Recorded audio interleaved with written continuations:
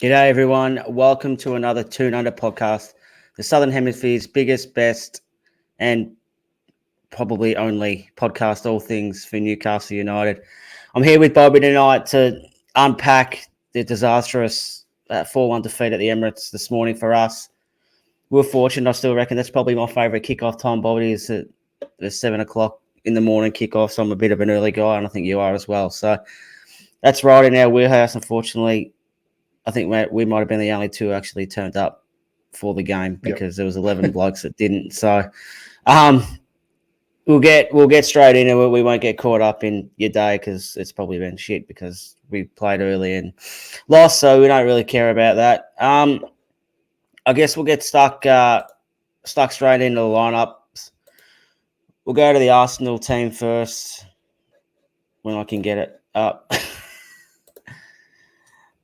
We had Raya in goals, White, Saliba, Gabriel, Kiwior, Rice, Jorginho, Odegaard, Saka, Martinelli, and Havertz. I think they're pretty much at full tilt, Bobby, which is never a good sign, especially with our track record at the Emirates over the last 14 years. I think our last win was nearly 10 years ago, which has been pretty ordinary. Our lineups now, I don't know about you, mate, but the first thing I did was look at the bench to see if Joe Willock was on there.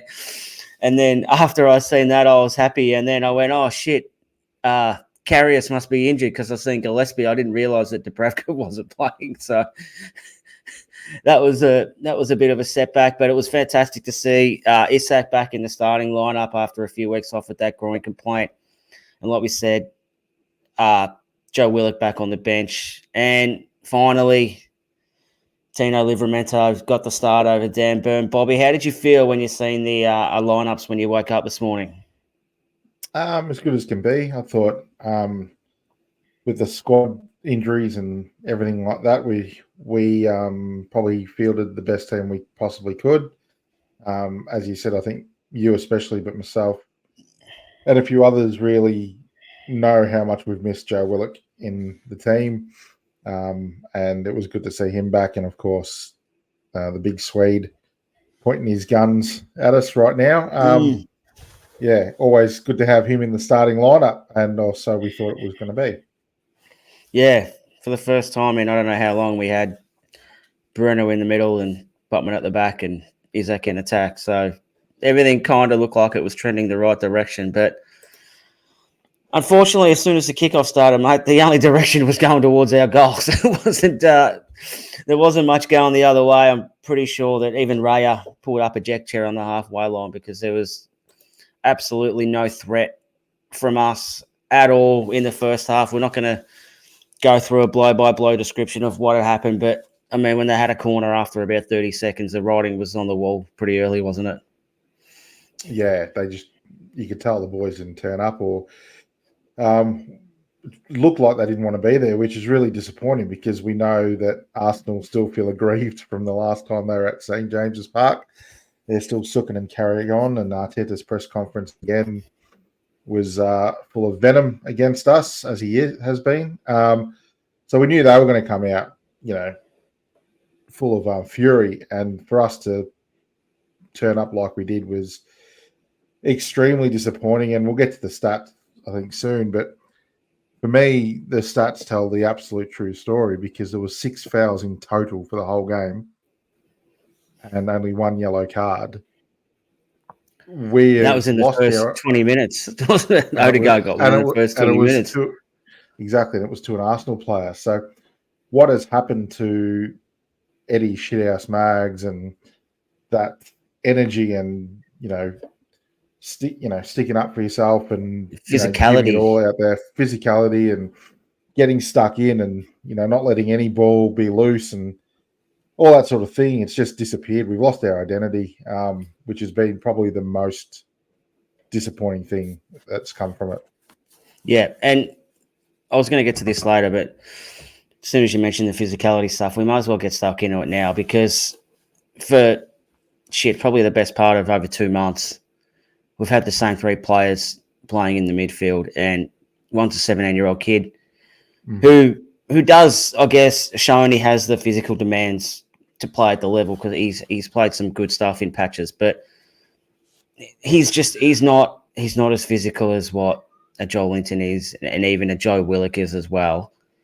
Sean Longstaff seems like he's scared to make a tackle, and Bruno's been walking a suspension tightrope for about 6 games. So we've got absolutely no bite at all in the middle of the park, and I think that's a major factor in how and why we're playing the way we are, because we can't assert ourselves in the game. We're not being physical or anything like that, and teams are just playing through us. And this isn't a one-off. This sort of stuff's been happening for probably nearly since the start of the year. I think Aston Villa was one game we kind of got our own way, but we kind of bypassed the midfield in a way.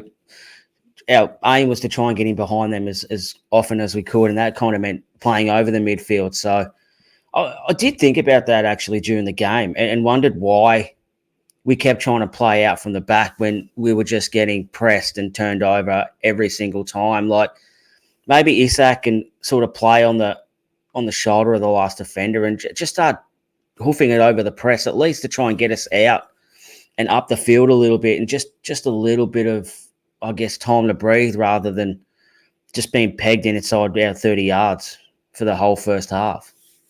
Yeah, I know Bruno tried it a couple of times to no effect, but it was the game we needed to play. But as you say, it's the problem with us is the midfield three is just there's no physicality, and the way they play it just leaves gaps all over the midfield, and that puts our defence in a world of hurt, no matter who's there. Like the calls for Dan Bird to be dropped, I think were justified, and but he wasn't the only blame. I think now it's discovered that there's bigger and massive issues along our lines, and Joel Linton is a massive, massive loss for us because he did the work of 2 guys a lot of the time, and that physicality protected the back 4. And then also, it goes without saying, Nick Pope, he plays as an extra defender, really. And if we got stuck with our slow defenders in behind, him being that sweeper keeper usually came out and helped out. So there's a lot of issues going on, Keegs, and we're seeing it. I mean, last year, our defence was our thing. That was our backbone. Identity. Yeah. We were number 1 in the league, and it was what every club knew and expected. And this year, only bottom 3 plus Nottingham Forest and Bournemouth have conceded more than Newcastle. 45 goals. Since December, no one's conceded more than us. Since December. So that's a frightening stat, and especially when you'd almost say our preferred back 4, the same back 4 that you mentioned played last year, have played pretty much all of them games. So Botman, Lascelles had that spell with Botman's kind of undiagnosed semi-torn ACL or whatever it was. So but since December, Botman's been back. So they've kind of been together again now. I think you said, it's hard just to blame the back 4 because I think it's a whole team, and Eddie said that even last year as well, that it's not just the back 4 who are defending, we defend as a team. And when we're getting played through as easy as we are, and we can't stop a game and give a foul away to kind of just do that, because like I said, Miley's not strong enough, Longstaff's too scared to make a tackle, and so is Bruno because of the suspension.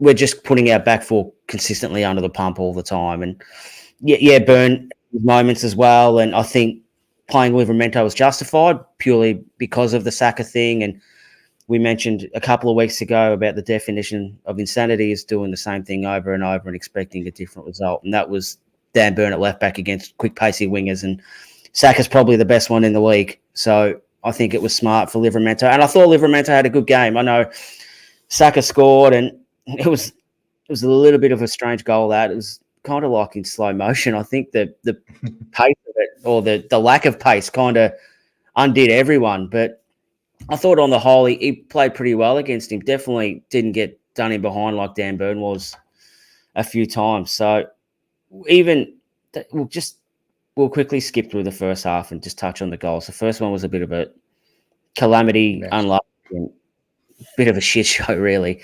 But the second one was alarming with the ease that Martinelli sort of over touched it and then was sort of unchallenged at the byline to square it back and for no one to be within anywhere. I think was it Jorginho that scored that second goal? Yeah, I'm pretty sure. No one anywhere near him. Like Shaw was nowhere.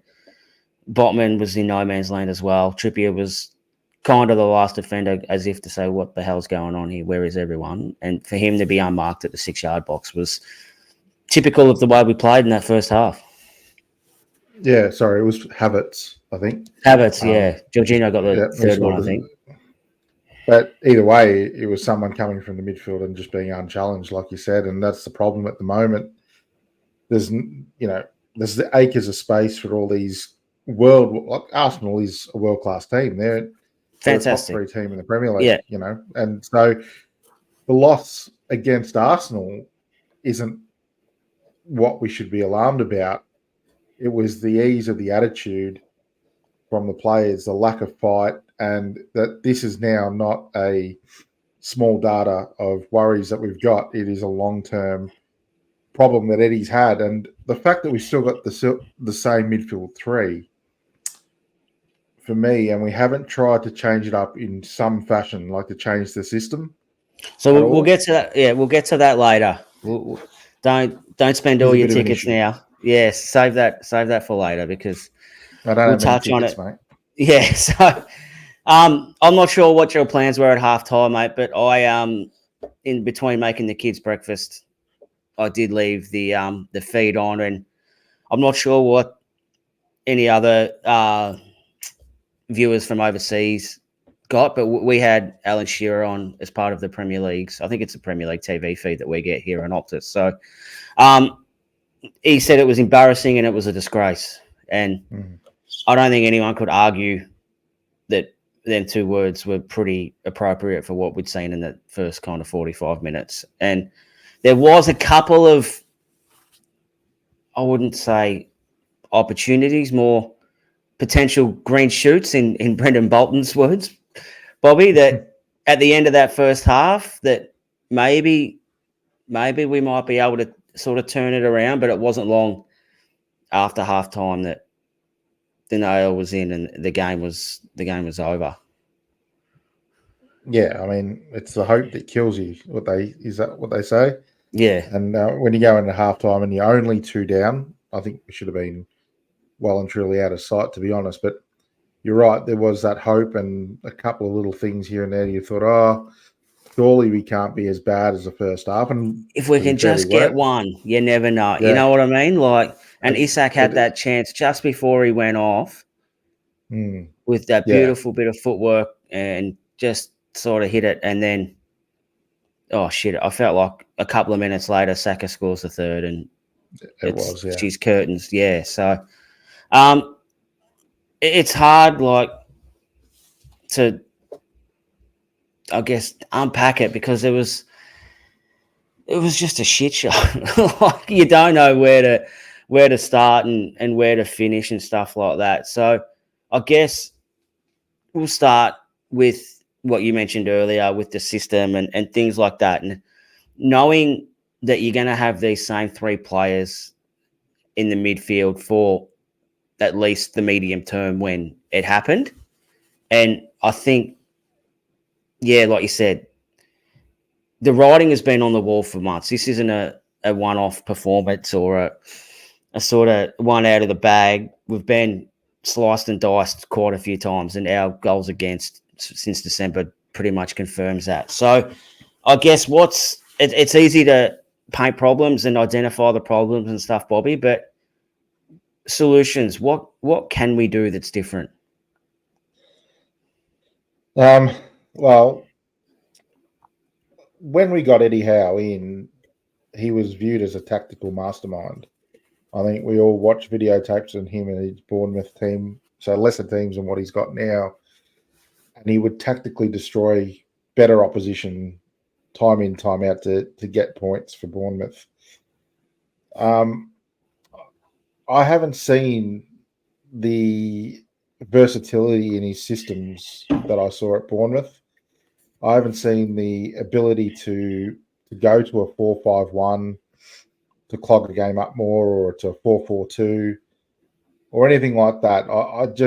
I feel that he's been very steadfast and arrogant in a way that the system is what the system is, and no matter what we've got with us in the squad, it's just the way it's going to be. And as you said, this midfield three hasn't changed, despite the last 12 games us only getting 11 points or something like that. And as I said, been a walkthrough for a lot of clubs scoring against us. And in those games, it's not like we've played the top of the tree. We've played Luton twice, Bournemouth and Forest twice. Yeah. Yeah.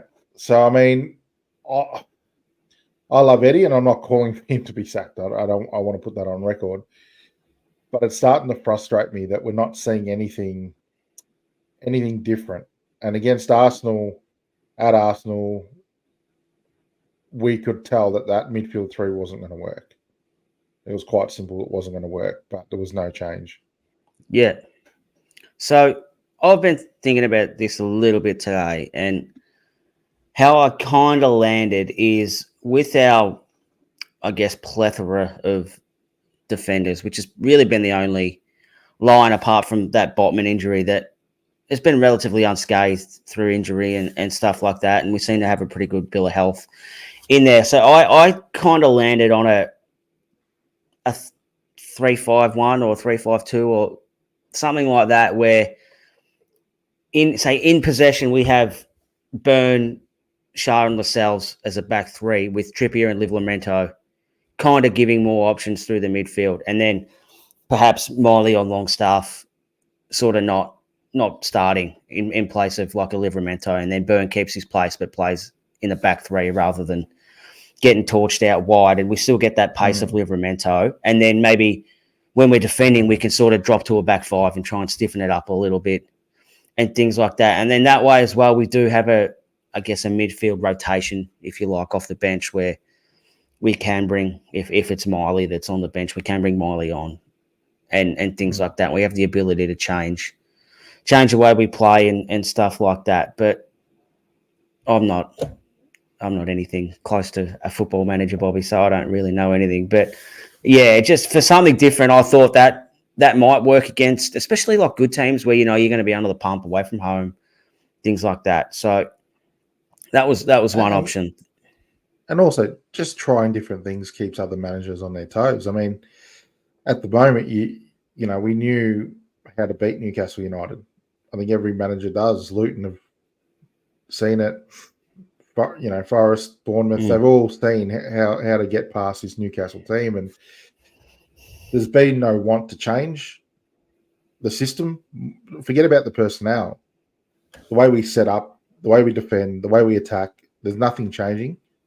And so if you do something different and you cause the other manager to have a rethink and reassess what they're going to do, well, you've got a bit of a chance in, don't you? You've got the other club on the other team on the back foot a little bit as well. They're spending more time thinking about what we're doing instead of worrying about what they're doing themselves. So yeah, exactly right. So it's been really confusing for me because, as I said, I think Eddie has got this reputation of being a tactical mastermind and how to break other teams down, but we just haven't really seen it this season when the going gets tough. You know, like last season was a dream.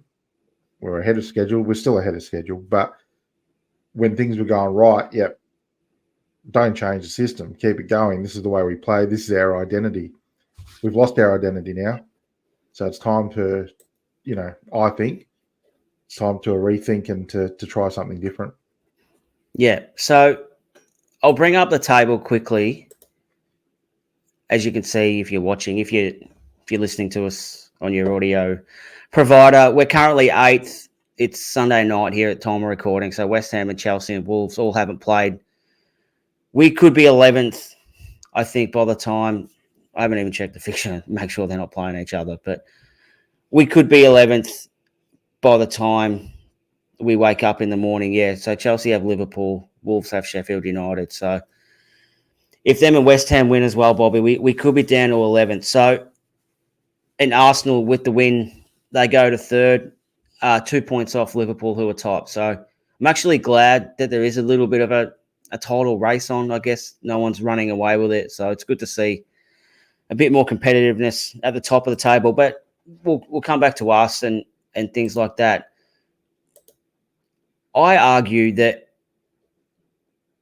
these results at the moment with our players and who we have available and stuff like that, I think we're a mid-table team, and that's why we're getting results. I think some people are getting caught up in what we were last year. We're nothing like we were last year in terms of personnel and things like that. And I think if you go through our team and who played last night, we've got two genuine stars in that team in Bruno and Isak. Gordon's not there yet. He's well on his way, but I don't think he's there yet. But apart from that, there's not a great deal of sort of talent. I know Kieran Trippier is a very good player, but he, in all due respect, he's closer to the end than he is probably to the middle even. So, he's still a good player. We have guys like Almiron, Longstaff, Miley, Livramento is still a young player as well. We just, if we take them top three teams that we just spoke about, I think Bruno and Isak are probably the only two players who start for them three clubs. Would that be fair? Yeah, you bang on. Yeah, I think that's fair. I think Botman before the injury, and there's a lot of question marks in how this guy's playing after a perceived ACL. What's wrong with him? He's a shadow of who he was last year. Well, I know when I did my ACLs playing sport that after a few weeks you could run pretty much straight before the surgery.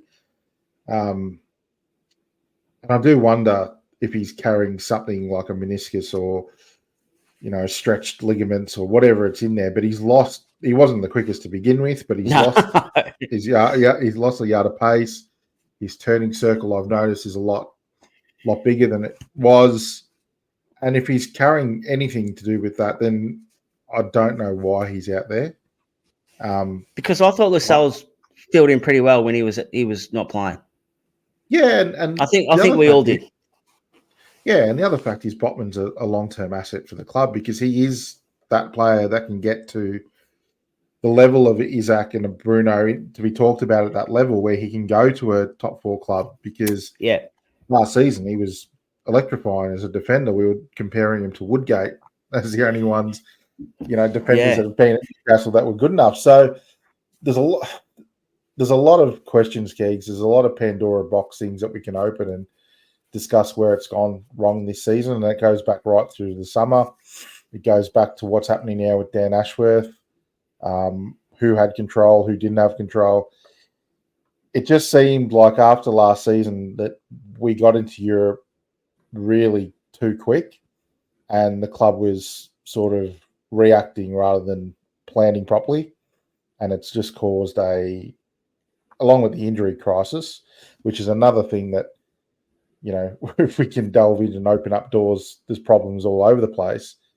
But this just seems like this is the season from hell for us and a lot of questions to be answered. Yeah. But in a silver lining, if this is a season from hell and we finish 10th, it's not like we've had seasons from hell and been relegated. You know what I mean? Like if our new season from hell is finishing 10th, I'll accept it because there has been a lot of instability at the club, both on and off the pitch this season. Now, some of it's might have been the club's own doing. A lot of it's not. Like the injuries, and we've banged on about this for months and months, which is frightening in itself that we're still talking about injuries. But a lot of these weren't your typical hamstring and calf and quad and things like that. Like a few of these were impact injuries that are completely unavoidable. Like you can't do anything about it. Like with Byrne and Botman's ACL, Pope's shoulder, Murphy's shoulder, like Tonali's suspension as well. Like all this stuff is, you can have the best sports scientists in the world, but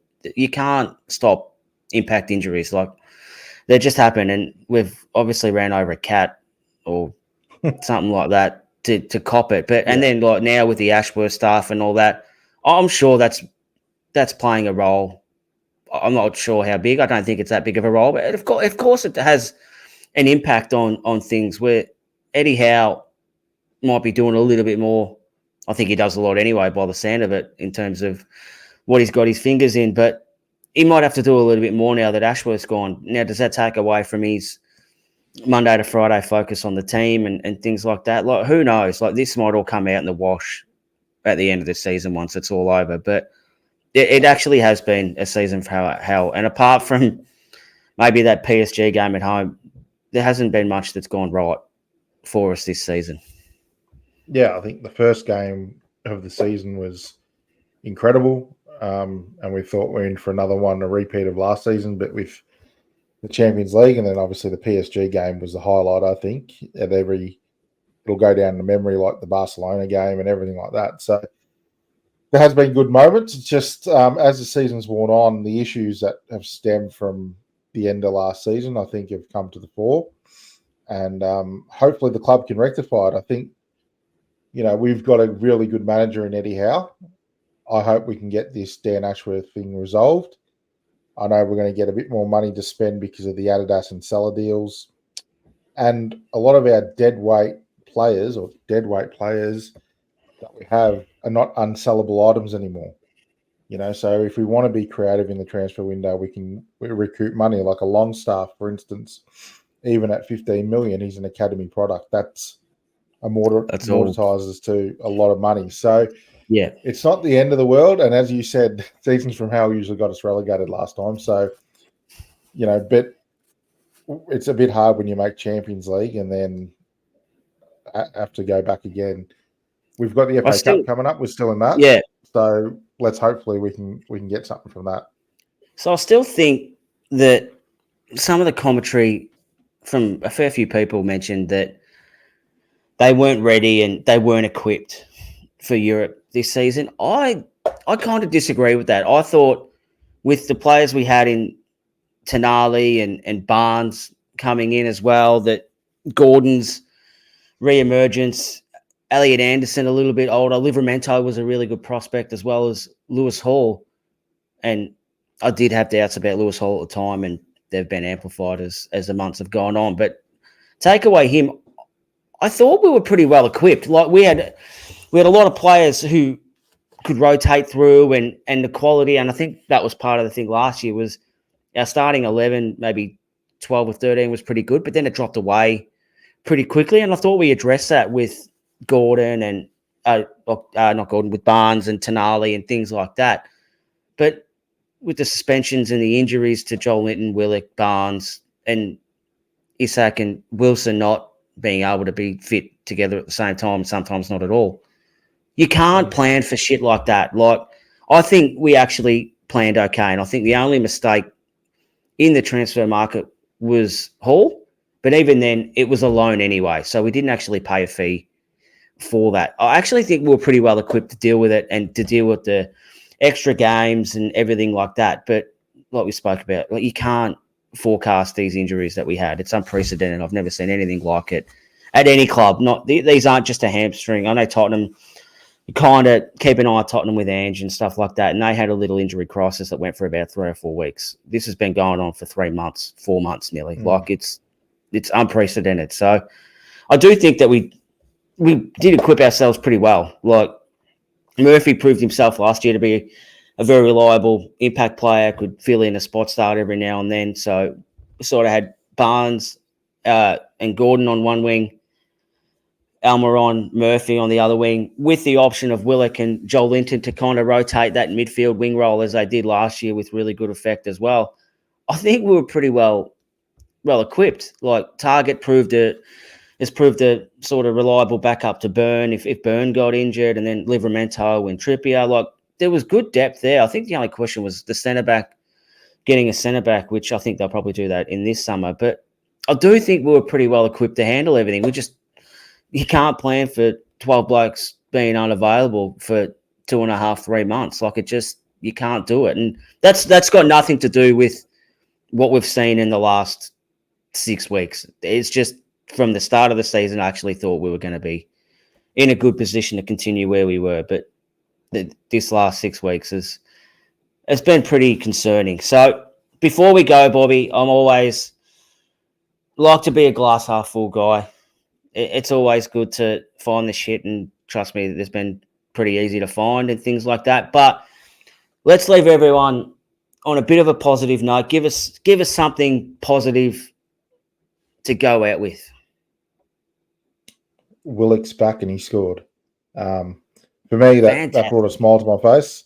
I think that was great, and hopefully he gets a start soon. I don't know if Blackburn's going to come too quick, but in the league, hopefully he's starting next game, and we can push on with Willock in the side because he is a vitally important play for us. Yeah, so I'm going to give you 3 because I just want people to see the silver lining. There's good in everywhere, Bobby. You just got to know where to look for it. So Willock coming back is fantastic. Willock scoring is even better. His confidence is up. Isak playing an hour and not getting injured, that made me happy. I was happy to see him run off when his number was on instead of hobbling off. So that was a positive. Yep. And I don't know how long this one might last for, but we're still in the FA Cup. We're still a chance to beat Blackburn. I think we're probably a good chance to beat Blackburn. So there's plenty of, not plenty, but there's some good stuff there. You just got to know where to look. So, and even though we're in relegation form, we're not in relegation trouble. So that's exactly it. Yeah, that's right. And if Eddie's telling the truth, which more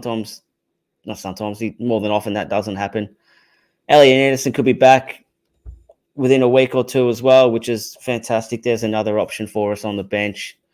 So things are starting to get a little bit better in terms of personnel. So there is some good stuff there. Stick fat, everyone. I think given the players we have coming back and some of the quality, I think Elliot Anderson, this could have been a breakout season for him if he didn't break his 54 vertebrae in his back and been out for 6 months. So now he's back. Hopefully we do see a bit of it, but like he could have had ample opportunity to play this year given Joel Linton and Tonali's suspensions and Willock injuries trouble as well. So hopefully he can come back and have a little bit of an impact. So there is plenty of good out there, Bobby. You just got to search a little bit more harder for it compared to some of the shit stuff we've been seeing over the last 6 weeks or so. Yeah, exactly, Keegs. So that might wrap us up. We'll be back after the Blackburn game. Hopefully a bit more of a positive pod. A win and get us through. I think it's the last 8 if we win against Blackburn. Yep. So get us into the last 8. Realistically, it's probably our only chance for Europe. So I'm happy to finish 10th, 11th, 9th, whatever it is, if it means we can give the FA Cup a red-hot crack and we finally break that trophy drought. I think the season from hell might become the season of dreams if we can win the FA Cup. So let's go chips in. Eddie, I know you're a big watcher of the pod and a big listener on the drive in as well. So chips in, mate. Don't be scared. No one will hate you. We still love you until you keep fucking up. Then you might test our patience a little bit more. But we still love you. So chips in, mate. Don't be scared. And hopefully we'll have a positive podcast to talk about on Thursday. So, Bobby, thanks for joining us, mate. Let's get to bed. Thanks, everyone, for listening. Thanks, everyone, for subscribing too. We've cracked over 5,000, which is absolutely massive for us. We're stoked with that. So keep telling your friends, tell your enemies, tell your frenemies. Keep subscribing and let's keep growing the channel to make it as big as what we can. So that'll do for us, Bobby. Thanks very much, mate. We'll see you all next time. See you guys.